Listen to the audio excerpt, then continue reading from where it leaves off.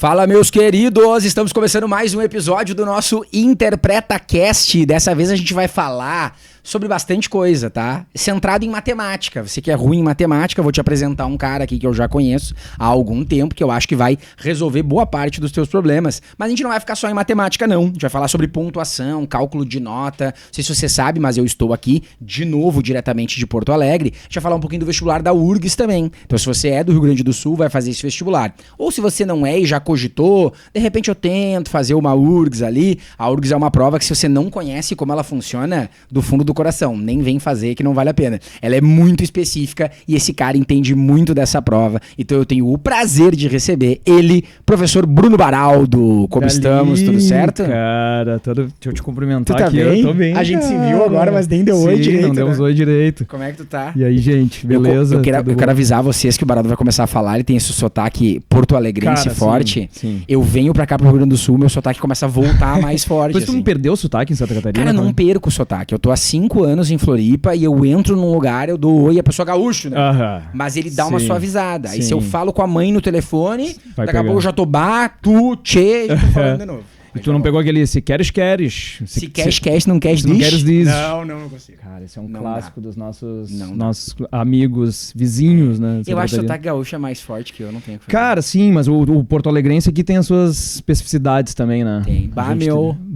Cara. É que na real esse é o sotaque do bonfinense. Ah, tem o sotaque de bairros dentro de Porto Alegre. Claro, Me explica, vamos começar com isso aí. Cara, é uma tese sociológica quase, é linguística. Variação linguística. Variação pra mim, nós já estamos dando aula de Enem. É que esse aqui eu acho que é o sotaque clássico do Bonfim dos anos 80. Eu fui criado nesse meio, assim, Bonfim e Oswaldo Aranha, aquela coisa, né? Mas aí tem a zona norte de Porto Alegre, que já tem, sei lá, outro sotaque. Já não sei direito como é que é. Que loucura. E aí se tu sai pros interiores do Rio Grande do Sul, bom, aí tu sabe, né? Aí volta tudo. Sim. Baraldo, deixa eu te contar uma coisa sobre o sotaque. Tu sabe que eu tinha o sotaque mais forte ainda gaúcho, e a primeira vez que eu fui gravar videoaula online, a gente tava conversando sobre isso antes de ligar a câmera, que eu já tô há tempo, né, fazendo esse online.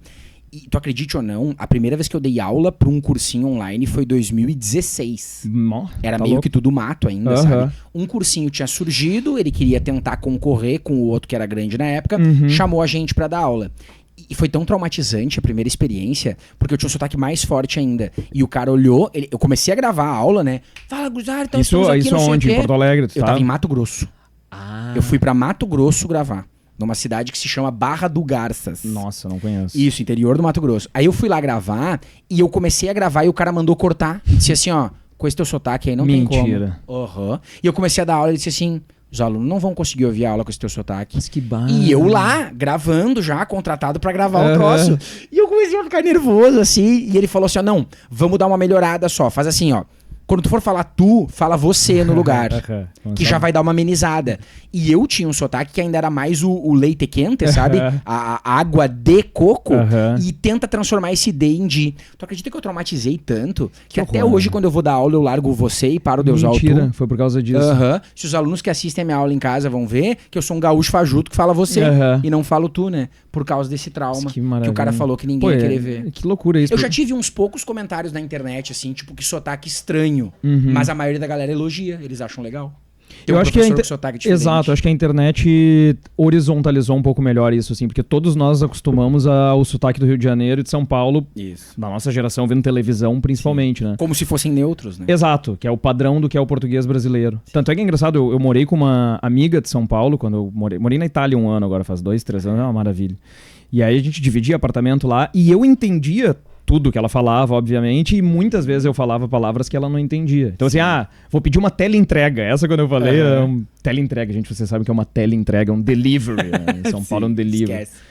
A outra que era, não sei, fazer guisado, né? Guisado ninguém sabe. Guisadinho ninguém sabe, carne moída. Mas enfim, se ela falasse, eu entendi. Então agora acho que na internet tem gente do Brasil inteiro produzindo, né? Então as pessoas talvez se acostumem mais rapidamente com... Massa. Mas deixa eu te comentar, tu foi pra Itália agora? O que tu foi fazer lá? Cara, eu tô fazendo doutorado, né? Eu tenho Eu tô agora 15 anos formado em matemática e 8 anos formado em filosofia. É exatamente isso que eu queria perguntar, eu queria que tu chegasse nisso. Explica pra galera como diabos você é professor de matemática e de filosofia. Eu gosto de dizer que eu sou um filósofo professor de matemática. Filósofo professor de matemática. E de filosofia também, mas com menos aulas. E tu trabalha com os dois, não? Sim, já tive, enfim, grupo de estudos, etc. Mas a grande maioria da minha carga horária é em matemática.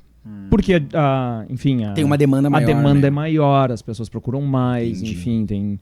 E aí eu tô fazendo doutorado em filosofia já. Mas olha que filosofia aí a galera tá penando, hein? Sim, dentro da prova de humanas e aí, do Enem... se a gente for falar sobre o Enem, é uma das coisas que eu realmente acho que os cursos, enfim, as escolas... O sistema de ensino como um todo ainda deixa a desejar, eu acho, muito, na preparação para... Eu noto duas disciplinas, assim. Na minha área, linguagens, artes, que a galera meio que cai pro lance. E cai em umas questões muito difíceis. Exatamente. Até agora, tô perdido aqui na relação de quando vai pro ar esse episódio. Mas ou recém foi pro ar ou ainda vai pro ar um episódio que eu gravei, esse eu tava sozinho, sobre artes no Enem. Tipo, precisamos falar de artes no Enem. Certo. Tá todo mundo cagando pra artes. E filosofia eu vejo isso no Humanas, mas a galera já vê em peso, assim, tipo, tô fazendo a mentoria lá, preciso melhorar em humanas, filosofia. Sim, direto. Normalmente são as questões mais difíceis, né? É isso que é curioso. Então aí tu pensa assim, as pessoas acham matemática difícil, existe essa ideia, assim, socialmente construída de que é uma disciplina difícil. E aí a carga horária sempre tá, de alguma maneira, relacionada com isso. Vai para um curso, tu vai ter 5, 6, 7 períodos de matemática. Sim. E aí tu tem 8 questões da prova de humanas, que é de filosofia, mais as de sociologia, e tu vai ter uma aula por semana, né? Então, se tiver. Como é que tu cobre 2.000 anos da história do pensamento ocidental, mais de 2.000 anos? E tu acha que essa dificuldade da galera, falando agora primeiro de filosofia, pensando no Enem, tá? Depois a gente pode falar mais sobre outros vestibulares. Tu acha que vem dessa falta de base, assim? Acho que sim, em grande parte sim. Com certeza sim, porque a filosofia no Enem é bastante conteudista, na minha opinião. Sim. Se tu pegar as habilidades da prova de humanas, a filosofia ela não aparece muito... Primeiro que não tem habilidades específicas de filosofia, né? De cada disciplina. Então a filosofia vai aparecer dentro de algumas habilidades. Lá no início, uma das primeiras é aquela sobre fonte, faz parte da competência 1, análise de fonte. Sim. E aí entra o texto filosófico como uma fonte importante. Então entra... E aí o que é isso? É análise de texto. Então eles vão te largar um Platão lá do, sei lá, 5 séculos antes de Cristo, um pedacinho, e tu tem que fazer uma leitura daquilo. Só que, às vezes, tu consegue, pelo texto, conseguir, enfim, acertar a questão. Muitas vezes, se tu não tem uma base boa do conteúdo, daí tu já não consegue. Por exemplo, eu me lembro de uma questão do Enem de filosofia que pergunta, dá um texto lá, não me lembro se é Platão, e a pergunta é algo do tipo, o que é ontologia? Ontologia. Ou tinha uma pergunta que a resposta era ontologia. Precisava saber o que era ontologia. Então assim, era o que é ontologia, cara. Se o cara não souber, não... Então essas coisas tem que ter aula, né? Claro. Então... mas e fazendo o paralelo, então agora vamos, porque o nosso episódio vai ser mais centrado em matemática. Sim. Mas é que é uma curiosidade muito legal tu trabalhar com as duas, eu sempre achei isso muito legal. Mas, então beleza, filosofia tem a ver com essa falta de valorização da própria disciplina no ensino médio, né? Tem a ver com todo esse processo. Eu acho que a URGS aqui no vestibular cai filosofia? Eu me lembro que não caía, de forma indireta, né? Alguma coisa talvez na prova indireta de história. Dentro de história, mas não tem a disciplina, né? Não. Eu me lembro que daí, tu dava aula mais aqui em Porto Alegre, eu já trabalhei aqui, mas eu dava aula em Santa Maria. Certo. E o vestibular de Santa Maria começou a cobrar filosofia antes ainda de adotarem o Enem. Daí que a galera começou a ficar ligada nisso. Tem essa desvalorização. Mas e agora vamos entrar então? Por que a matemática, com toda a valorização que tem? Porque valorização eu digo em termos de carga horária. Perfeito. Se você pegar um cursinho pré-vestibular hoje ou um colégio que tiver pouca carga horária de matemática, os alunos vão pra cima. Certo. Uma aula de filosofia por semana, ninguém reclama. Okay. Se tiver 2 só de matemática, os caras metem e vão embora. Mesmo com tudo isso, de onde tu acha que vem essa dificuldade crescente, esse estigma que tu falou? Da matemática, ela é muito difícil, Jesus simplesmente Cristo, foi. Cara, se eu tivesse uma resposta pra isso... Ninguém tem, né? Acho que todo mundo tá tentando dar uma resposta. Não sei se tu já deu uma olhada nos resultados do PISA, Sim. que é aquele exame internacional. Que o Brasil vai muito Cara, mal. é uma coisa triste, é deprimente. Sim. E todos os exames apontam isso, assim. A gente tem uma imensa maioria de estudantes no Brasil que não chegam ao mínimo, digamos assim, que seria esperado para sua respectiva idade em matemática. Mas aí eu acho que são muitos fatores, né? São muitos fatores. Porque o que eu noto é assim, tá? Então tu sabe que eu sou um cara que eu me inscrevo pra fazer a prova, né? A do Enem, eu faço todo ano. E eu te digo sobre matemática o que eu noto assim. Eu nunca fiz o vestibular da URGS, mas eu já vi as questões, né? Eu já fiz como aluno do UFSM, já fiz como aluno da UFSC em Floripa. Não sei se tu acompanha muito da UFSC. Um pouco, Um trabalhamos pouco, um pouco acompanhar? sim, a gente tem Já os nossos fiz. alunos que fazem. Né? Assim, ó, no da UFSM que eu fiz, antes ainda de ela abandonar, lá nas épocas de 2014, 13 lá. E agora Eu fiz voltou, né? Isso, eu fiz e fui mais ou menos. No da UFSC, Na prova da UFSC. Meu Deus, Barão. Sim. Matemática, eu acho que eu tirei 2,5 de 10. É bem... E os alunos falaram que eu fui bem. Sim. Não, professor, mas 2,5, Tá tu bom. que é professor, tu até foi bem. Então, você que estiver vendo aí, se você estiver rindo, faça a prova da UFSC primeiro. Antes de você falar, aquilo ali é o diabo em forma de prova. Tenebrosa. Só que no Enem, eu vou bem, cara. É que é uma abordagem bastante diferente, né? A prova da UFSC, primeiro tem a questão do fato de ser somatório. Na minha interpretação, o que eu acho que é a prova da UFSC? No caso da matemática são 10 questões, não me falha a 10 memória. questões. Uma delas costuma ser uma questão aberta. Sim. Se a gente tirar essa questão aberta, a gente tem 9 questões. Cada questão vai ter 4 ou 5 afirmativas. Isso. Vamos dizer que seja 5. Então tu tem 9 vezes 5, 45. Tu tem 45 questões ali. Sim. É impossível de fazer uma prova inteira da UFSC sendo aluno. Então, o que eu entendo que é a prova da UFSC? Ela é uma espécie... Tu lembra aquele quadro do Faustão, que era o cara andando na ponte e ia... Bah, agora é coisa Agora de... tu denunciou a idade, né? Que Não, porque tu tá jogavam uma conservado, bola. tu parece estar bem, assim. Quando tu falou, já tenho 2 graduações, doutorado pessoal, tá conservado, mas agora... mas aí mostra que a eu sou dos anos ponte do 80. rio que cai. A ponte do rio que Ei, cai. ai, Pra mim, a prova da UFSC é a ponte do rio que cai, porque o cara tem que ir Tinha atravessando... musiquinha. Exato. E aqui é por causa de um filme, né? Tá ligado que é por causa de um filme? Sério? É a ponte do rio Kwai, se eu não me engano. o Meu filme. Deus. É. Esse episódio é tá um riquíssimo de trocadilho. cultura. Sim. Aí tu sente que a prova é... Aí o cara tem que ir andando e ele vai sendo, e tu tem que ir desviando. Então o que eu digo pros alunos é, tu vai passando por aquelas afirmativas e vai vendo o que dá pra fazer, o que não dá pra fazer. Sim. Tem algumas afirmativas ali que contam como uma questão muito difícil, então tu não vai São esperar. muito difíceis, São. né? E aí tem esse lado, ela é uma prova muito teórica. Isso. Nesse sentido, ela é bastante diferente da prova do Enem. O que eu sinto é isso, assim, eu tento dizer pros alunos, mas é usando assim, ó, fonte vozes da minha cabeça, fonte minha experiência pessoal, que a impressão que me dá, né? Óbvio, tu tem que estudar matemática pros dois, mas quando tu vai mal numa prova de vestibular de matemática, tem muita coisa teórica de matemática. Certo. Mas eu tento dizer assim, a queridos alunos, como é que eu falo, tá? Tu pode até me corrigir se eu estiver errado, mas eu digo assim, do fundo do coração, se você faz menos de 30 em matemática no Enem, aí eu digo pra ele porque eles me chamam de mamãe Lauro, porque eu xingo eles, aquela coisa toda. Eu digo, olha, é com carinho de mãe mesmo.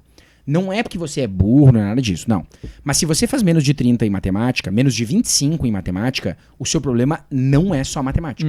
Concordo contigo. Tem outros problemas.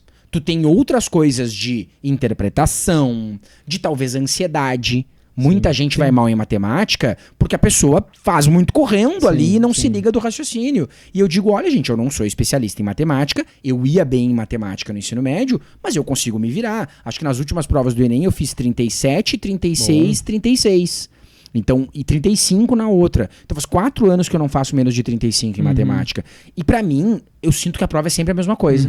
Que ela é sempre padronizada. E eu sei que, ó, se eu tiver atento aqui, menos de 30 eu não vou fazer. Sim. Só que a galera parece que se desespera e perde isso. Eu acho que sim também.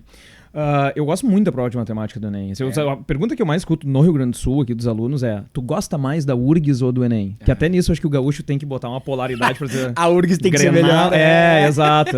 Tipo Grenal, assim. E eu gosto das duas. Eu estudei na URGS, estudo na URGS ainda, tô há 20 anos quase na URGS. Eu gosto da prova da URGS também. Mas eu acho que, qual é o objetivo do Enem? Bom, inicialmente um exame para avaliar o ensino médio. Depois, com a mudança de 2009, passa a ser também um exame para os alunos entrarem na universidade. Como sendo um exame nacional, eu acho que o Enem é, digamos assim, perto do que, na minha concepção, tem que ser uma prova de matemática para grande população. Eu já ouvi colegas, e respeito a opinião de colegas, que acham que a prova deveria ser com mais conteúdo, por exemplo. Eu já ouvi... Mais testar o aluno que está estudando mesmo. Pode ser. Na e eu visão entendo, deles. eu entendo essa visão. Assim, para algumas pessoas a prova do Enem não é matemática. O cara fica, o professor que trabalha com matemática, muitas vezes fica esperando ali que viesse uma coisa, sei lá, questões mais conteudistas. Talvez que a exigência do conhecimento matemático fosse maior. Só que por outro lado eu vejo, mesmo não sendo assim, os alunos vão mal. Ou grande parte da população brasileira, né? Se a gente pegar assim a população como um todo. Então não dá pra dizer que ela é mais fácil do que... Não é. Só que ela tem uma outra abordagem, né? Ela tem a abordagem das habilidades, das competências, que digamos, formula a prova de uma maneira completamente diferente. Mas eu acho que ela é coerente, por exemplo, com a Constituição brasileira e com a Lei de Diretrizes e Bases, que é onde ela está fundamentada. Ela está fundamentada na Constituição, Lei de Diretrizes e Bases e... Tem mais... Meu Deus, faltou mas enfim, detalhes. Os documentos oficiais lá, BNCC. O que eu penso sobre isso, assim, falando da minha área, daí, linguagens, né? Eu também acho a prova de linguagens melhor que a prova de qualquer vestibular. E aí, claro, tu tá aqui no Sul agora, né? A gente, inclusive, não deu o teu arroba ainda, vamos aproveitar pra falar agora. @prof. Me siga no meu prof.brunobaraldo. Prof.brunobaraldo, né? Vai estar na descrição do episódio, tá, galera? Mas já vamos fazer a descrição. Exatamente. Mas você faz um trabalho que tem muitos alunos aqui da região, né?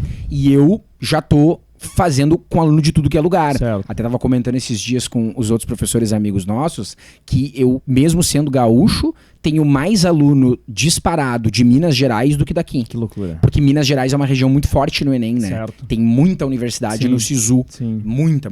E pouquíssimos vestibulares. Então, o que eu tava comentando, assim, vendo vestibulares?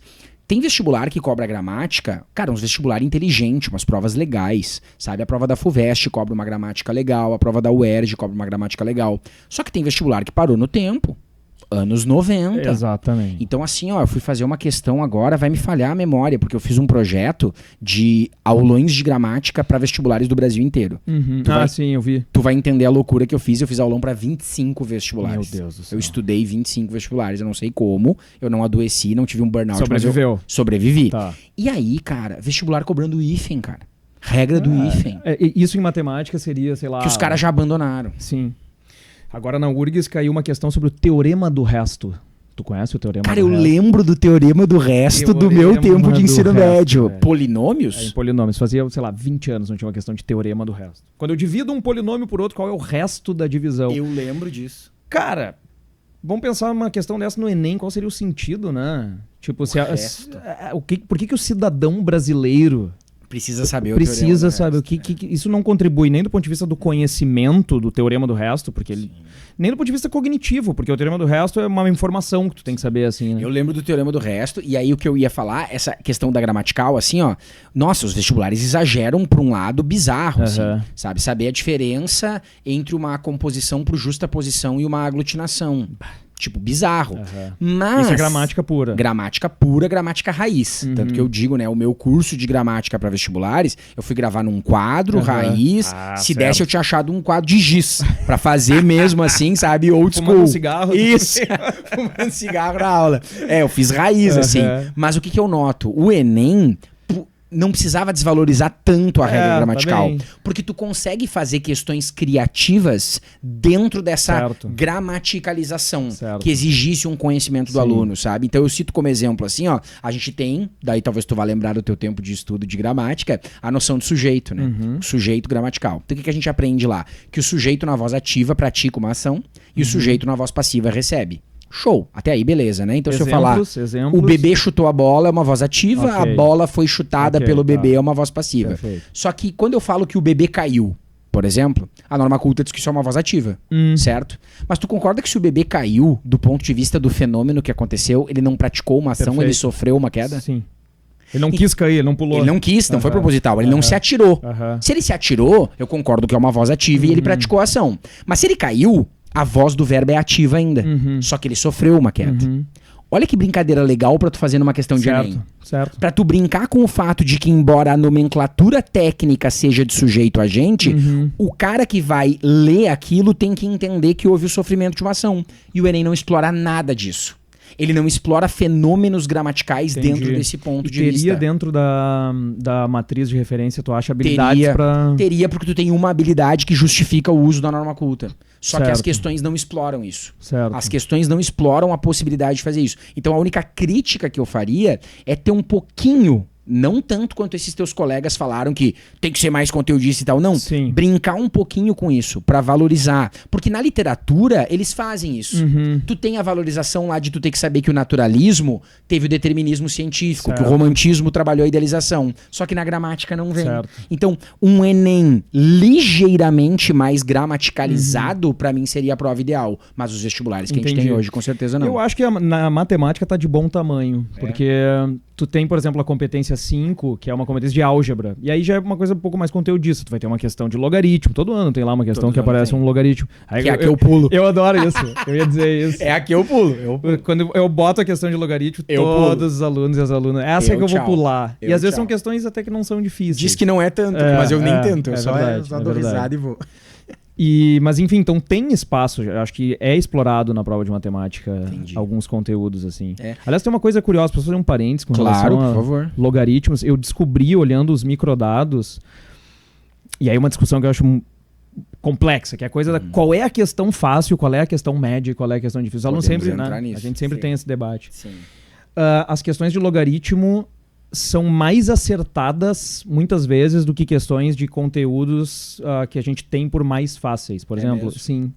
E aí eu não estou falando do nível de dificuldade, porque o nível de dificuldade é um daqueles parâmetros que é calculado separado. Estou falando da porcentagem de acerto mesmo da questão. Que isso, vamos abrir um parênteses, é muito importante falar, porque tem aluno que não sabe disso, né? Tem cara que acha que a questão mais fácil é a que mais gente acertou e a mais difícil é a que menos gente acertou. Não é. Não é, são coisas Não diferentes. necessariamente, né? Mas e aí tu ia falar? Não, que é curioso, porque nessa coisa da galera pular a questão de logaritmo, é basicamente um cálculo matemático. Tem uma imensa população em que a imensa maioria pula. Então os que fazem são uma minoria que praticamente não interferem ali na estatística, né? Entendi. Se tu tem 100 pessoas que chutam a questão, pular significa chutar. Significa que ela vai... Certo. 20% acerta. Chutando, né? Porque tu vai 20%, em média, 20% na probabilidade. Enquanto tu pode ter outras questões, mas uma questão de porcentagem, por exemplo, que às vezes tem um detalhe ali que todo mundo vai tentar fazer e vai acabar errar. Interessante. Então essas questões da matemática também são curiosas, assim, não dá pra fazer uma ligação tão direta, bionívoca, entre esse conteúdo fácil, esse conteúdo difícil, esse conteúdo... Quando os alunos vêm perguntar pra mim, fácil, difícil, eu sempre me vejo numa enrascada, né? Porque quando já saíram os microdados, eu consigo me apoiar. Eu digo, vou esperar sair os microdados. Isso. E aí eles ficam brabos, né? Porque aí que tá, é que a gente tá na internet, e aí os nossos colegas, concorrentes, enfim... estão publicando lá, carrossel, essas foram as mais difíceis do Enem na semana que saiu o Enem. E o que eu costumo dizer pra eles? Olha, eu sou um bom professor, eu estudo, eu normalmente acerto. Então eu olho lá uma questão de um texto de Olavo Bilac, que eu marquei B, todo mundo que eu vi marcou B, outros professores marcaram B e o gabarito foi C. Eu cravo, essa aqui vai ser a mais difícil da prova e acertei. Só que daí teve outro ano, já teve anos que aconteceu assim, ó, questão que aluno meu fez em 30 segundos. Que era só olhar o enunciado, saber isso aqui e acabou a questão. E foi a mais difícil da prova. Pois então, é isso. E aí eu tomo um susto. É muito maluco. maluco. Como é que essa questão aqui foi a mais difícil da prova, cara? Tu sabe que tem uma questão, depois tu olha lá no meu Instagram, eu coloquei Isso foi uma pesquisa que a gente fez, o Felipe Bento vai fazer um episódio. Sim, teremos também. Vinícius, os dois são monstrinhos dos microdados. E eu fiz uma pesquisa das 10 questões mais difíceis pelos microdados dos últimos, acho que 6, 7 anos. Tem uma questão que é de 2019, tá? E o nível de dificuldade da questão, segundo os microdados, é 1741,66. Meu Deus, sabia que tem isso? Não sabia. Essa 1700? 1700. Ah, mas esses caras erraram. Essa é a minha teoria. Não, a minha teoria é digitar errado. Mas é. E a questão é tão difícil assim? Não. É isso que é... Então, assim, o que caracteriza o difícil? Sei lá, eles fizeram o pré-teste da questão, tava chovendo, tava calor insuportável na cidade. Não é possível. Mas provavelmente... porque se fosse um erro estatístico, eles desconsiderariam, porque tem essa possibilidade lá, né? ser descartada. Exato. Porque não congruiu. Exato. Porque não é congruente com o... Eu te digo assim, ó, tem umas que eu concordo, a maioria eu concordo, né? Não é um problema assim, estamos denunciando que os microdados têm erros. Não. Eu tô querendo dizer que é complexa a questão. É complexo, porque tem alguns casos que eu olho... E eu até tento fazer assim, eu digo, mas essa aqui não, tudo bem ela ser mais difícil do que eu imaginei que ela seria. Mas será mais difícil da prova? Porque daí o aluno, coitado, né? Vamos falar dos nenê que estão nos ouvindo. Meus pequenininhos. O cara fica doido, os pequenininhos ficam doidos. Porque o cara tem que, né? Vamos lá, todo professor em sua consciência vai falar pra priorizar as fáceis e médias e pular as difíceis, deixando pro final. Tá, mas e aí? Como é que eu classifico isso? Como é que eu identifico? Como é que eu tenho certeza? Eu acho que é importante a gente passar pra eles, Baraldo, eu sou dessa teoria, a nossa fragilidade também. Exato. Eu acho que tem muita gente se vendendo na internet como o cara que sabe absolutamente tudo. Não, galera. tá? Tem questões que quando sai a prova e vocês pedem gabarito extraoficial, eu olho e fico, essa aqui vai ser C ou B. Cara, faz parte, né? Tem vezes que tu vai ali, tá fazendo um cálculo rápido e vai pular uma bobagem. Então, eu acho que essa insegurança quanto ao grau de dificuldade é importante passar pra eles, que é de tudo, né? Também acho. Sim, e como reconhecer na hora da prova, né? E eu sempre digo que até pra tu reconhecer se uma questão é mais fácil ou mais difícil, tu já tem que ter uma boa base e um bom conhecimento. Porque o aluno que não tem base, não sabe nada, qualquer coisa vai parecer ser difícil, né? Perfeito. Então tu precisa ter bastante, na matemática tem que ter, assim, experiência. Outra pergunta que eu ouço experiência é assim, de prova. Experiência de prova, exatamente. Eu ouço, a pergunta mais comum com relação ao Enem dos meus alunos é como eu faço as questões mais rápido? Porque a galera diz isso muito, assim, eu sei fazer, eu consigo fazer, só que eu demoro demais. E se eu tivesse uma fórmula, eu botaria lá no meu Instagram lá para vender. A única resposta que pra mim, na minha cabeça, faz sentido é assim, eu penso na minha própria experiência, tá? Se tu puxar uma questão de matemática agora e me mostrar, é muito provável que eu saiba fazer na hora, mesmo que eu não tenha visto ela antes. Por quê? Porque eu já vi parecidas. Perfeito. Então eu parto de um princípio básico, existe um número finito de questões que podem ser perguntadas. Quanto mais tu conhece questões, mais fácil fica fazer novas questões, porque tu tem mais experiência e tu consegue fazer relações. Se tu mostrar uma questão que eu nunca vi nada parecido na vida, eu vou demorar. Perfeito. Porque eu vou ter que pensar na hora. Então, assim, talvez eu esteja dizendo uma coisa totalmente óbvia e que não é muito vendável, porque a conclusão é tem que estudar pra caralho. Isso. Eu acho que não. Eu acho que, primeiro, não é óbvio, mesmo que fosse óbvio, o óbvio precisa ser dito. Tá bem. E eu acho que sim, não é uma fórmula vendável pra tu lançar um intensivo e fazer isso agora, mas eu acho que faz sentido e tem a ver com o que eu costumo falar pra eles, né? Eles reclamam de tempo na matemática e de insegurança. Fazer o cálculo e não ter certeza que tá certo, né? E eu digo assim, gente, olha só, se a gente for pegar português, tá? Prova de português do Enem ou de gramática de um vestibular. Quem que você acha que teria mais segurança fazendo? Eu ou você? Daí ele diz, claro que tu, né, professor? O que eu tenho mais do que tu? Conhecimento, porque eu estudei mais tempo, e prática de prova, porque eu fiz mais questões. Então, eu acredito fielmente que quanto mais familiarizado você tiver com aquilo, sim, mais rápido você vai conseguir fazer. Não tem muito um esquema assim, mas eu noto que além disso tudo, cara, a segurança é muito importante. Pois é, né? Porque tu estar lá na hora da prova ansioso e tu ficar assim, ai, será que tá certo? É o que mais faz tu isso perder desestrutura a pessoa. Às vezes a questão é mega idiota, tu faz ela tri rápido e tu diz assim, não, tá rápido demais, não é possível que seja tão simples. E tu te pega nessa, entendeu? Sim, e no Enem, na matemática do Enem, tu tem coisas, às vezes, que são absolutamente básicas, assim, do tipo, porque a habilidade 1 é sobre números, uso dos números. Então vai entrar as 4 operações. Eu digo pros alunos, cara, se tiver uma questão que a resolução dela é somar, essa é a resolução dela. Tu não vai acreditar, não é possível que eu tô cobrando só isso, né? Isso. Mas é isso. Tem uma clássica que ele te dá um gráfico, aí ele diz assim, em São Paulo teve X milhões de não sei o quê, e no Rio não sei quantos. Qual é a diferença entre os dois? Era esse menos esse. Essa é a resposta. E os alunos vêm, é isso mesmo? Não é possível que Não pode ser só isso, esse negócio. É esse negócio aí mesmo. Que loucura. E tu nota isso acontecendo, então, além de no Enem, essas questões assim, em outros vestibulares? Tu diz da insegurança? Não, de ter uma questão muito óbvia e muito idiota. Tipo, na URGS acontece? Mais difícil.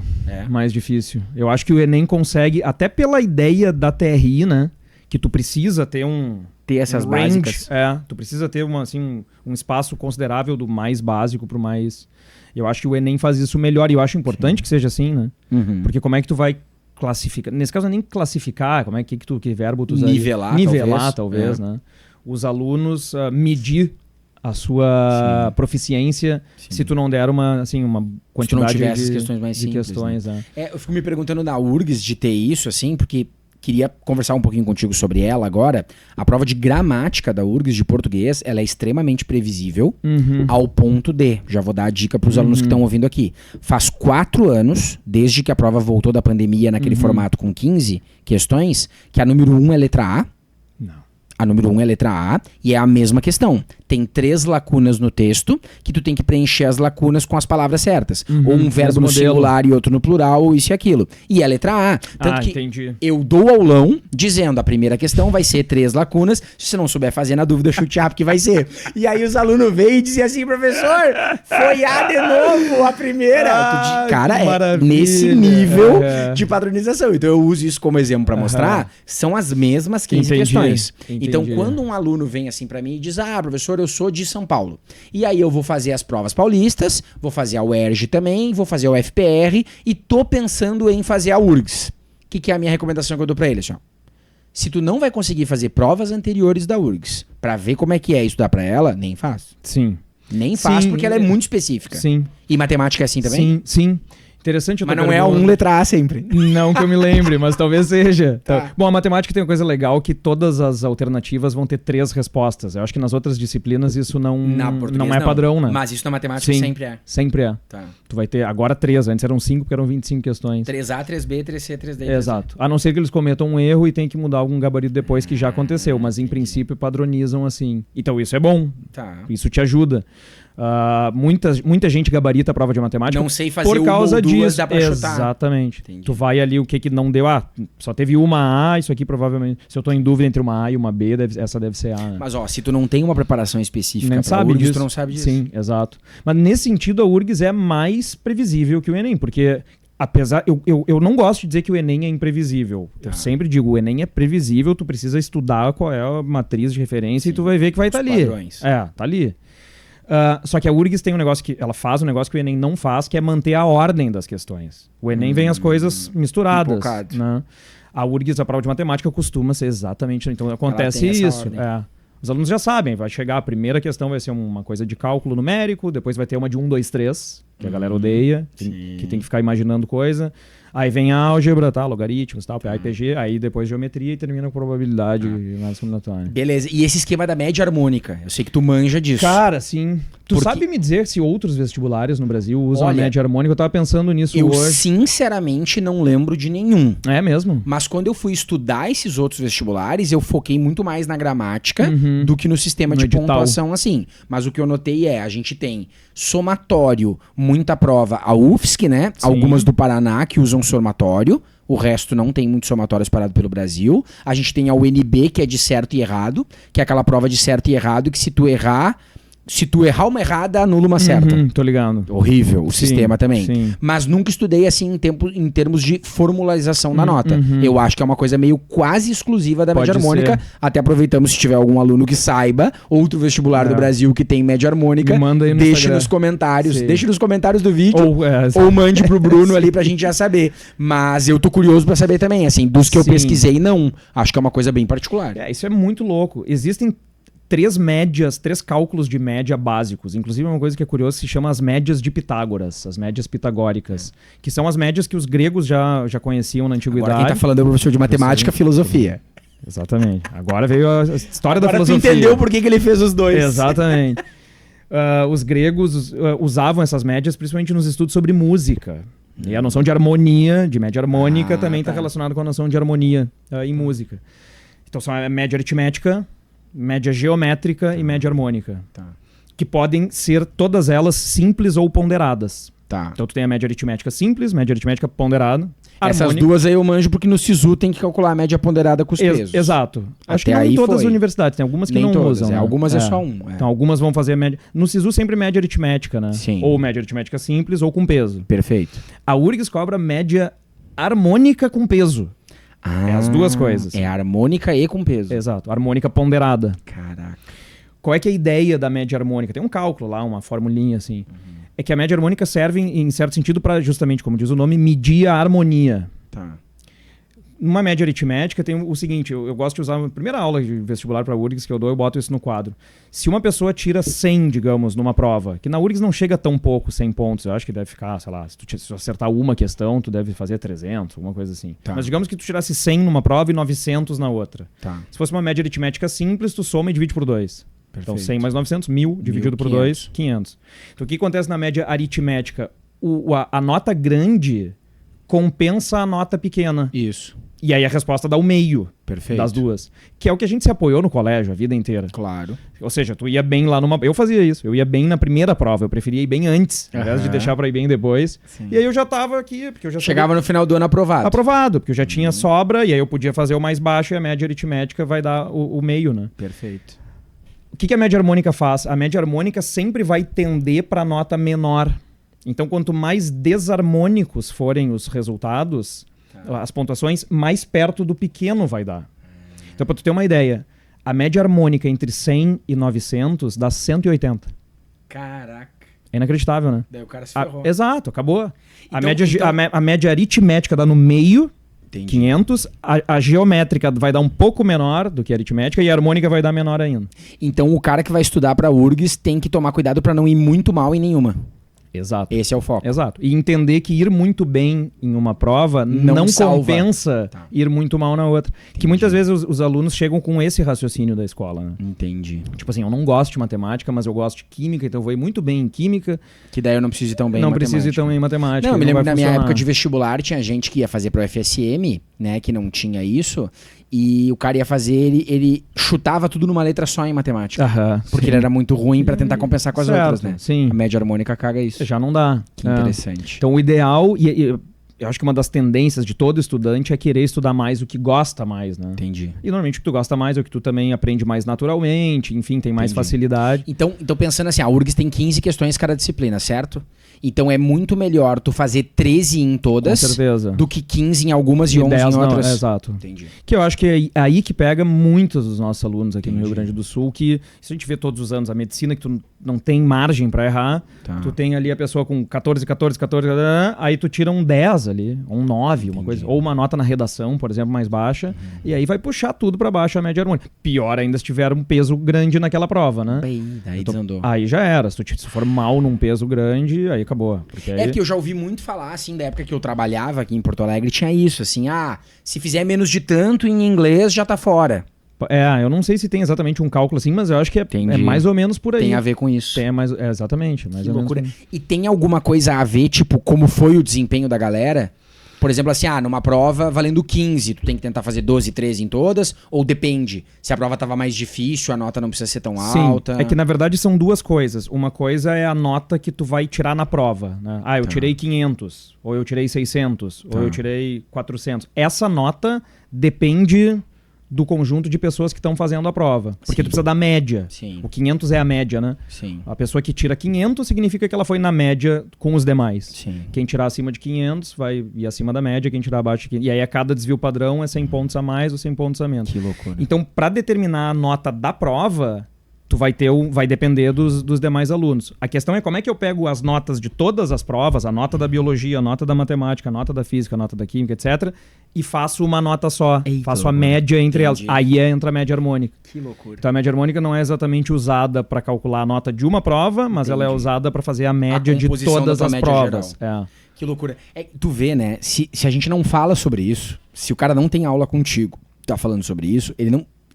A chance dele passar, não que ele não tenha chance, mas cai drasticamente, né? A gente tá falando sobre outros vestibulares que tenham coisas Mas tu parecidas. diz por não conhecer o sistema da Se prova. tu não conhece o sistema da prova, o meu objetivo é indagar eles do seguinte, ó. Eles chegam lá e dizem assim, tá, o que eu vou fazer esse ano? Não, vou focar no Enem. Daí eu sou um cara que fala muito pra eles assim, olha, de repente focar só no Enem não é uma boa. Tu vai ficar o ano inteiro estudando pra fazer uma prova só, a pressão vai aumentar nessa Certo. prova. Vamos dar uma olhada em outras. Aí o cara vai focar numa prova lá, vou fazer tal. Mas ele nunca pegou edital pra ler, nunca leu nada, nunca fez uma prova anterior. Cara, fica muito difícil. Com certeza. Porque tu tem que conhecer aquele sistema ali, né? Aí a gente tá falando sobre outras provas do Brasil. Eu lembro que a da UERJ, da Estadual do Rio de Janeiro, se eu falar bobagem, algum aluno carioca me corrija, tá? Mas você tem a prova em 2 fases. A primeira fase dela, tu tem 2 oportunidades de fazer o exame de qualificação. Tu pode fazer a primeira prova ou a segunda prova, uma das duas tu escolhe. E tu tem que tirar conceito A, ou B, ou C, ou lá vai pedrada. Então, o aluno faz pra tirar A, que daí quem tira A é quem tem chance na segunda fase de passar em medicina. Se tu tirar B, não é impossível, mas é melhor tu tirar A pra ter realmente chance. E dentro da galera que tirou A, não interessa se tu gabaritou a prova, se tu acertou 99%, 98%. Tá todo mundo no mesmo bolo Tirou com a nota A, de é A. conceito A. Então tu entende que a estratégia é ir pra essa prova pra tirar A.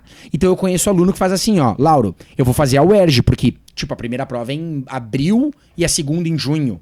A que tu tem que fazer da primeira fase, uma das duas. O cara vai e diz assim, eu não vou focar na UERJ. Se eu tirar conceito A, daí eu estudo pra segunda fase. Entendi. Se eu não tirar, foda-se. Mas eu não vou focar nisso. Perfeito. Então, olha a complexidade, né? E a Sim. diferença desse sistema. Sim. Hoje, um aluno que for tentar se preparar para um vestibular e ele não souber esses detalhes, ele larga muito atrás. Também acho. Porque a galera tá se preparando. Também acho. E eu acho que, não sei porquê, infelizmente, os alunos e as alunas não dão muita importância, muitas vezes, a estudar os editais. Eu digo, galera, vocês vão fazer um concurso. Tu tem que saber qual é a regra do concurso. Isso. Como é que tu vai disputar com outras pessoas num concurso se tu não sabe qual é a regra, né? Não faz absolutamente nenhum sentido. Eu conto pra eles que eu fiz uma vez um concurso pra dar aula. Não me lembro onde é que era, mas era um colégio desses, assim, técnico, industrial e tal. E era uma prova pra dar aula pra fazer, né? E eu fui ler o edital. E aí, dos 10 pontos da aula dada, 2 pontos era utilização de recursos audiovisuais variados. Isso contava 2 pontos na aula dada. O que eu fiz? Eu comecei a aula... Chegou com uma caixa de som já Isso, aqui do lado. exatamente isso! Eu comecei a aula com uma música. Troquei Gabriel Pensador até quando? Troquei a música, babá. Da música eu fui pro quadro. Do quadro eu apresentei slides no PowerPoint. Projetor. E dos slides do PowerPoint eu mostrei um vídeo. Perfeito. Daí os alunos ficaram olhando assim, professor, mas eu odeio a professora quando ela começa a dar uma aula começando com uma música. Eu também, mas contava 2 pontos. Essa é a regra, claro. Então eu tenho que fazer. Certo. Então, saber aquilo ali, sabe que tu tá falando agora, na redação, isso é muito importante. Na redação do Enem. Qualquer redação. Tu tem que pegar a redação de um vestibular e ver o que vale ponto. Porque às vezes eles ficam preocupados com umas pontuação de coisa que não vale a pena. Ai, professor, eu tô achando que eu repeti muita palavra na minha redação. Tá, mas tá escrito aqui que repetir palavra é um problema? E os caras não olham. Sim. Isso é muito importante. Você que está em casa, estude a regra do jogo. Senão você não vai conseguir bem. Perfeito. Senão não dá pra jogar o jogo sem saber a regra, né? E tu consegue preparar os alunos hoje nos teus cursos, nas tuas aulas que tu faz? Tu prepara principalmente para URGS e Enem? Na maioria dos estudantes que no Rio Grande do Esse é o foco. Sim. E eu colocaria o UFSC. Claro, a gente tem as universidades privadas também, que a galera da medicina também faz. Muita gente quer. Muita gente faz. Então a gente tem bons vestibulares, né? A UPF, por exemplo, a Universidade de Passo Fundo, que tem uma prova de matemática que é bem legal. Aí tem, me ajuda, o NISC, tem várias aí, UX. Né? A UX não tem matemática, né? Não tem mais? Ela tem... nunca teve, eu acho.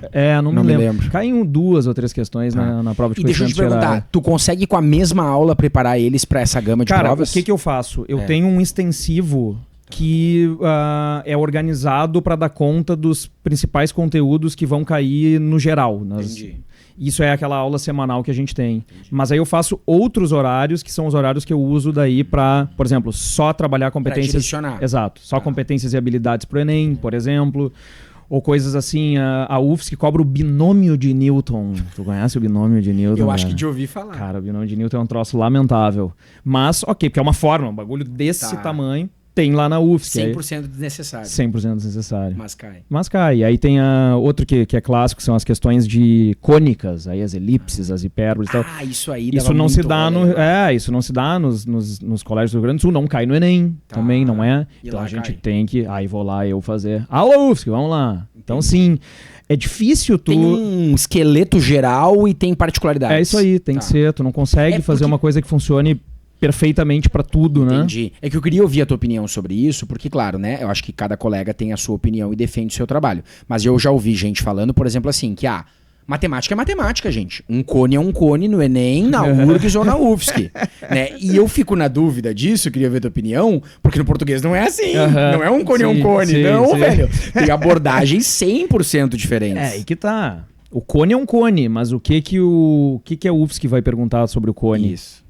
O que o Enem vai perguntar? O Enem vai perguntar se eu abri o cone... Isso. Bom, então o Enem tá fazendo uma abordagem que tem a ver com a visualização geométrica, com, enfim... Isso é uma coisa. Outra coisa é perguntar, sei lá, a área lateral do cone. Qual é a fórmula da área... Então, o cone é o cone, mas eu acho que tem que ter direcionamentos diferentes para provas diferentes. Eu digo assim, existem conteúdos-chave que são em comum. Isso sem dúvida. E outras particularidades. Né? Aí vai ter geometria em todas as provas, plano espacial, enfim. Funções. Mas o cara tem... E eu acho que não tem como fugir disso. E não sei se tu concorda também, mas eu penso meio assim... nós estamos em 2025, né? Esse episódio está indo ao ar em 2025, talvez alguém esteja ouvindo ele em 2035, Pode mas ser. ele está indo ao ar em 2025. Será que eu tô vivo em 2035? Eu espero que sabemos, sim. né? Falta 10 anos, né? Porque se tu não tiver ou eu não tiver, vai ficar muito feio Já isso que a gente era. falou agora. Alguém vai Uma resgatar mensagem e vai postar póstuma. numa rede social. Pode ser. Pode ser uma mensagem póstuma. É. Mas voltando. Aí o que eu penso assim, em 2005, dava pra tu te preparar pra tudo ao mesmo tempo.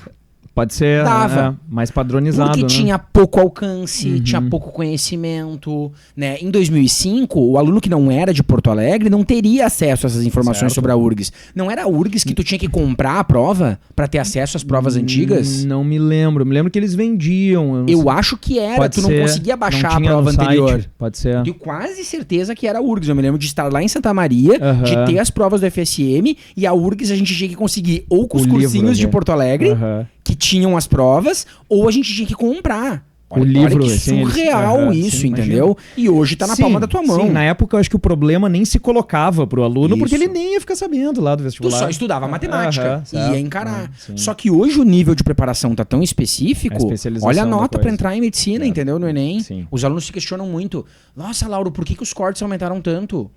Porque agora tem o Lauro e o Baraldo na Aham, internet. exato. Antes não As tinha. pessoas sabem mais. Antes, pro cara ter sim. aula com professores, o professor Lauro e o professor Baraldo, tinha que estar presencialmente naquela Sim. cidade fazendo os melhores cursinhos. Pra ter acesso a essa informação, senão você não tinha, né? Então, hoje o cara que for tentar se preparar e pensar assim, não, eu vou estudar matemática, cara, você tá ferrado. Sim, Você tem que estudar pra prova que você vai fazer. sim, exatamente. E a Não prova tem. da UFSC é o exemplo claro disso, né? É que a prova da UFSC eu vou ter que contar agora Vou no final estudar do episódio. matemática. Então, Eu vou ter que contar faz uma a fofoca. prova da UFSC aqui, meu querido. Isso, brasileiro. mas vou ter que contar uma fofoca da Conta prova pra da nós. UFSC, porque eu tô lá, né? Sim. Eu tô lá, eu descobri Cara, umas cara, coisas. tu tá morando em Florianópolis, a tua vida é uma maravilha, cara. Cara, vamos pra lá. Um dia eu vou chegar lá. Vamos lá. Vamos lá. Vamos pra lá. A minha namorada tem casa em Garopaba. É que pô, Florianópolis tá cheio de gaúcho e eles Sim. vivem dizendo que Porto é bem melhor, mas não é. É que faz A parte verdade de ser é que não gaúcho é dizer que Porto isso é melhor. e não acreditar nisso. Mas aí a fofoca que eu tenho pra te contar é que na UFSC é o seguinte, ó. O pessoal da matemática é o que faz a fórmula. E aquela fórmula de cálculo da pontuação parcial, resumidamente aqui pra gente não estender, se você marcar falso numa que é verdadeiro, Uhum. tu não é tão prejudicado. Uhum. Mas se tu marcar verdadeiro numa que é falso, tu te ferra. Uhum. Então, sempre na UFSC em matemática, as que são fáceis de calcular são falsas. E aí não adianta nada. Eles não te dão de presente. Claro que não. Ah. Quando ela vai ser verdadeira, é uma tenebrosa. Porque foram eles que criaram a fórmula, Sim, então eles sabem. sim. Aí tu pega os professores de português pra Aham. falar mal do meio da minha área, eles não sabem da fórmula. Então eles fazem de qualquer jeito ali. Aí tu pega a diaba da questão de matemática da UFSC, é sempre uma verdadeira ou duas no Aham, máximo. sim, verdade. Porque se for só uma verdadeira, tu não consegue pontuar parcial. Certo. Tu sim. precisa de mais pra pontuar. Então os caras já fazem aquilo ali. Então a prova é muito bem elaborada e muito sagaz desse ponto que o cara tem que aprofundar muito. É isso. Sim. O cara não tem como. Tô estudando matemática, vou lá fazer a prova da UFSC. Impossível. Não é. Impossível. É isso aí. Que loucura. Cara, obrigado por me ter. For having me. Thanks for having me. Tu acredita que tá acabando? Tá acabando, por isso que eu já tô agradecendo as pessoas, o convite, as pessoas que estão assistindo. Acho que conseguimos falar de muita coisa. Tu quer dar um recado final? Falamos. Cara, me sigam lá, sigam o Prof. Bruno Baraldo. Tá, e o que tamo? Instagram tamo e as outras redes sociais. Vou te pressionar agora a YouTube tamo forte no canal? né? Forte é um exagero, Tamo, né, cara? né, quando Tamo sobra lá, tempo tamo das fazendo aulas. coisa. Eu tenho feito muita resolução, então vocês Tá. que querem assistir resoluções de provas, Sim. eu acho que tem que fazer da UFSC também. Cara, Vou começar a fazer. grande sacada do YouTube é a galera pesquisa. Então, Sim. na hora que tu postar o vídeo, tu fica meio frustrado, porque ele dá, tipo, 12 visualizações. Aham, Eu fico aham. também. Mas aí depois a galera vai procurando. É, exato. Quando tu pega uma resolução de 4 anos atrás, Sim, quando vê a galera sim. tá on fire. Não, eu tô achando massa, cara, porque assim, a minha passagem pra internet, pra encerrar, Uhum. foi um pouco pensar assim, cara, eu já faço as coisas. Sim. Eu só preciso Postar lá. postar. Faz isso que a galera Claro que aí a gente adorando. vai profissionalizando. Aliás, obrigado ao pessoal da salinha aqui, que é muito massa, cara. Esse lugar aqui é muito legal. É bom, né? É. E no YouTube, o canal é Prof. Bruno Baraldo também? Também, Prof. Bruno Prof. Baraldo. Bruno Baraldo. Nós estamos lá. Encontra Sigam também. lá, gente. Eu tenho uma pergunta final Faz. pra te deixar na Ai, meu chincha, Deus. que tu vai Ai, ter meu que Deus. responder sem É, saber o que era é. antes. Todo o episódio eu encerro com a seguinte pergunta pro convidado. É. Respira fundo. É, Se você pudesse voltar no tempo é. e encontrar o Baraldinho de 17, 16 anos, naquela fase ali, terceirão, sem saber o que é da vida, e hoje com tudo que tu viveu, tendo feito 2 graduações, tendo ido pra um doutorado, tendo ido pra Itália, e tu pudesse dar uma dica assim, ó, tu tem, sei lá, 30 segundos pra voltar no tempo e falar, ó, te liga tal coisa. e tu pudesse com a tua experiência dar um insight de um troço que tu aprendeu, mas tu tivesse te ligado antes, tu não teria te ferrado tanto. O que tu acha que tu falaria? Bah, cara. Uma dica que te fez falta. Eu acho que... Eu tive, do ponto de vista do trabalho, eu tive a sorte de ser filho de um professor que trabalhava com vestibular também. Meu pai foi professor de pré-vestibular a vida inteira. Então, acho que dicas eu tive. Tu teve as dicas pra Mas, isso. cara, as relações, né? Acho que o mundo do trabalho... Aí eu tô pensando... Eu não me arrependo das minhas decisões eu não decidi porque eu não tinha capacidade de fazer uma decisão, assim, no sentido aristotélico, da deliberação. Tá. Eu simplesmente fui fazer a matemática lá sem saber o que eu tava fazendo. Mas não me arrependo. Tá. Não me arrependo de ser professor. Mas a coisa enfim, de tu aprender o que é um ambiente de trabalho e como, enfim, lidar com colegas e assim por diante, eu acho que isso que é uma coisa que eu ainda estou aprendendo. Que é uma coisa que a gente aprende a vida inteira. O mundo do trabalho não é o mundo dos amigos, é o mundo dos colegas, né? Sim. Mas enfim, fiz muitas amizades como tu e não me arrependo da maioria É uma das bela coisas. dica, né? Porque eu acho que a maioria que tá nessa fase agora só quer entrar na faculdade. Não tá nem pensando nesse outro Eu ponto, acho que eu não assim, pensava, exato. Eu nunca entrei na faculdade pensando no trabalho que eu faria. Entendi. Que é diferente, talvez, de quem faça medicina. Mas é que isso foi diferente pra mim. Tu já pensava no trabalho? Porque eu fui vestibulando de medicina por 2 anos. E depois eu fiz teve tempo letras. até pra pensar nisso. Tanto que acho que eu nunca te contei essa história, mas eu não posso prolongar pro episódio não ficar muito longo. Matemática era uma das minhas opções. Que loucura, eu fiquei velho. entre português e matemática, porque eu era muito bom em matemática. E acredite você ou não, foi uma decisão que não foi passional, tipo assim, sou apaixonado por gramática. Não sou. Eu ensino gramática na base do ódio. Foi uma decisão racional. Matemática, eu queria ser professor de cursinho. Tinha muito professor bom, o mercado tava cheio e eu vi que não teria uma oportunidade tão grande. Eu digo, com o estilo de aula que eu dou, nessa área aqui não tem ninguém. E português, eu podia dar aula de português, literatura e redação. Então eu já entrei com esse pensamento. Tu entrou pensando no que tu ia fazer mesmo. O último ano de cursinho que eu assisti, que eu decidi que eu queria letras, era pra assistir as aulas dos professores e ficar assim, ó, isso eu vou fazer, isso eu não vou fazer, isso eu vou fazer, isso eu não vou fazer. Então eu já fui aprendendo esse processo. Mas eu acho que seria uma excelente dica. Tu poder voltar lá atrás e dizer que tu tem que aproveitar a faculdade pra fazer contatos, pra estabelecer conexões, pra já ir pensando no que tu vai fazendo. Exatamente. Ninguém dá bola pra isso. Trabalho. Né? Eu entrei no amor, né, cara? O amor à matemática, o amor a pensar. O que eu mais gosto de fazer é pensar. Tu viu só? É isso. É isso aí. Professor Bruno Baraldo, muito obrigado, querido, por estar aqui disponível para essa entrevista. Vamos nos falando. Você siga o Bruno Baraldo nas redes sociais, Instagram e YouTube. Eu vou forçar ele a botar mais resoluções. Então, o que você faz agora? Tá vendo esse episódio? Entra no canal dele, pega a última resolução que ele postou e comenta assim: traz mais resoluções, Baraldo! Que daí ele vai se sentir obrigado a fazer. E diz as provas que eles querem, né? Isso! Resolve aí! Quais são as provas que vocês querem? Manda bala é que isso, a gente né? vai fazer. Valeu, gurizada! Beijo pra todo mundo e até a próxima!